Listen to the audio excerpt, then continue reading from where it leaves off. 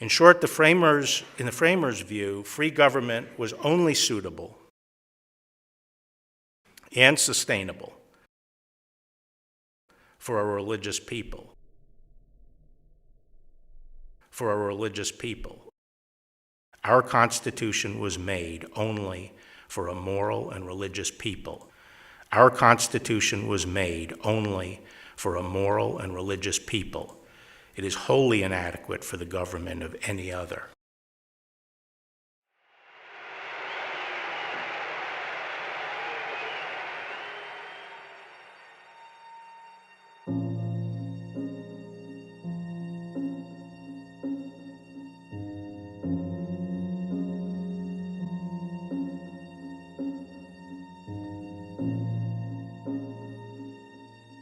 If you want to look historically, say the high watermark in our country's history for authoritarianism might be the night where Madison Square Garden was packed to the rafters for a meeting of the German-American Bund.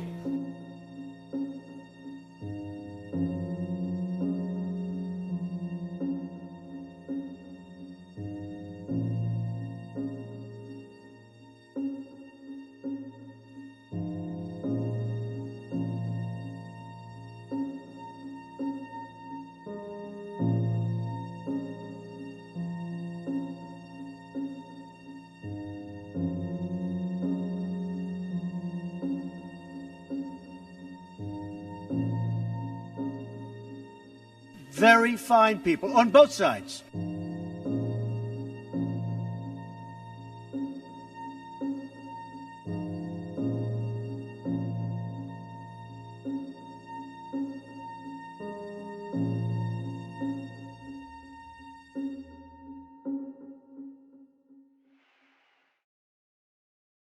There's a Pew poll out, says 43% of Republicans would like to see the checks and balances inherent in our system, the courts and the Congress gone, so the president would be unobstructed in the implementation of his will.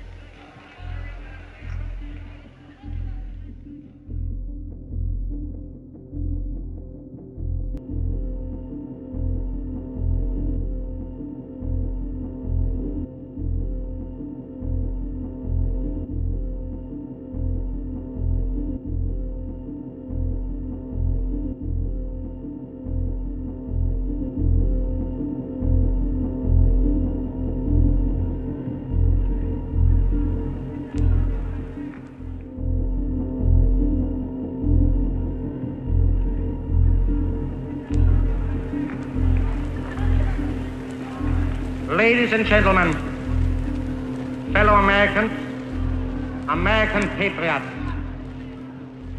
I'm sure Immediately after President Trump won election, opponents inaugurated what they called the resistance. The fact of the matter is that in waging a scorched earth, no-holds-barred war of resistance against this administration, it is the left that is engaged in the systematic shredding of norms and undermining the rule of law.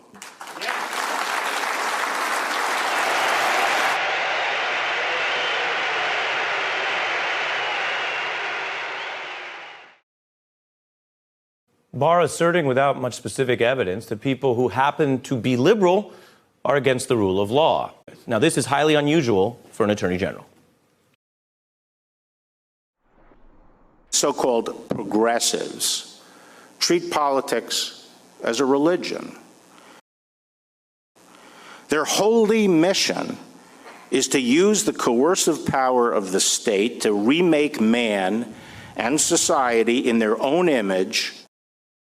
They are willing to use any means necessary to gain momentary advantage in achieving their end, regardless of the collateral consequences and the systemic implications.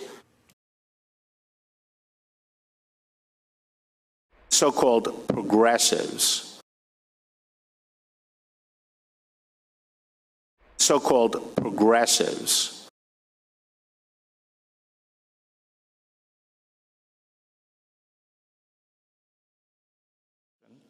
It is the left that is engaged in the systematic shredding of norms and undermining the rule of law.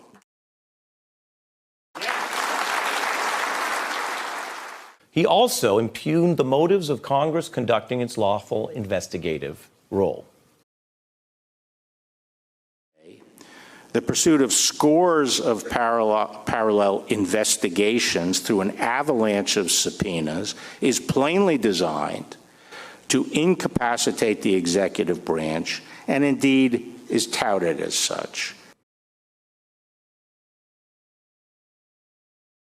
That's not what the Attorney General is supposed to do. And we've got a travesty of justice occurring, and the Attorney General has disgraced his office. So, look, we've all been worried about this Attorney General and his consistent ability to ignore facts. He is going to side against his own Inspector General and side with the President. He will again be choosing to ignore a neutral fact finder and come up with his own set of alternative truth. We, with American ideals, demand that our government shall be returned to the American people who founded it. In short, in the framers' view, free government was only suitable and sustainable for a religious people. If you ask what we are actively fighting for under our charter, first, a social, just, white, Gentile, ruled United States.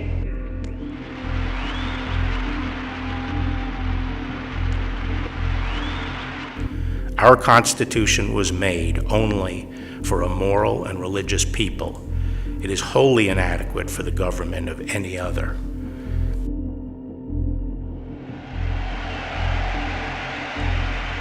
I love the old days. You know what they used to do to guys like that when they were in a place like this? They'd be carried out on a stretcher, folks. Like to punch him in the face, I'll tell you. Get him out. Try not to hurt him. If you do, I'll defend you in court.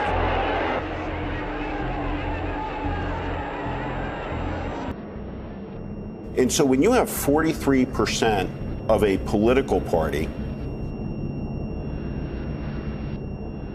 that has taken on, for the first time in American history, an authoritarian bent that will smear any person, any decorated combat veteran, career foreign service officers, people that have spent their entire lives in service to the American nation and to the American people, when they will burn it all down in the name of Trump.